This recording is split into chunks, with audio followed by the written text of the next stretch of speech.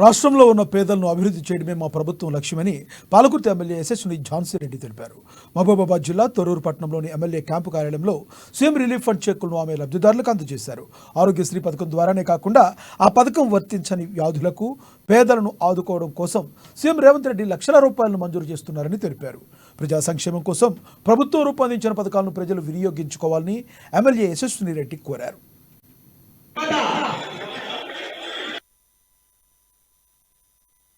వాళ్ళ దగ్గర తప్పించుకోవడానికి ఏదో లేనివన్నీ ఏం చెప్పాలన్నట్టుగా వాళ్ళు ప్రయత్నిస్తున్నారు. మరి ఎక్కడ కేంద్రం నుంచి ఏమైనా వచ్చినాయా? మనకి ఒక చిల్లి కప్పించిండ్రా తెలంగాణ రాష్ట్రానికి? మరి అది అడగట్లేరు. ఇప్పుడు మనకి అన్ని వర్గాలకి ఇంకా అన్ని డిపార్ట్మెంట్స్ కి అందరికి న్యాయం జరిగే విధంగా తెలంగాణ బడ్జెట్ పెట్టడం జరిగింది నిన్న. మరి బీజేపీ వాళ్ళు ఎక్కడ తెలియలేదు ఒక రూపాయి అని మనందరం ప్రశ్నిస్తుంటే అది దానికి సమాధానం లేక ఏదో ఇటు లేకపోతే దుమ్మెత్తి చూడాలని చూస్తున్నారు. అది మీరు అందరూ కూడా గమనిస్తున్నారు. అది ఎవరికైనా కానీ అర్థం అవుతుంది. వాళ్ళు ఏమి ఇచ్చిండ్రు? బీజేపీ వాళ్ళు ఏమైనా ఇచ్చిండ్రా? సెంట్రల్ ఏమైనా ఇచ్చిండ్రా? మనకి ఫండ్ మనకేమైనా ఇచ్చిండ్రా తెలంగాణ రాష్ట్రానికి?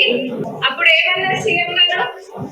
ఒకటి గాడిద గుడ్డు చూపించి చెప్పిండ్రు, బీజేపీ వాళ్ళు మనకి ఇచ్చింది ఏంటి? ఆ గాడిద గుడ్డ అన్నారు. నిజంగా కూడా వాళ్ళు మనకి ఇచ్చింది గాడిద గుడ్డే, ఏది కూడా ఇయ్యలేదు బీజేపీ వాళ్ళు.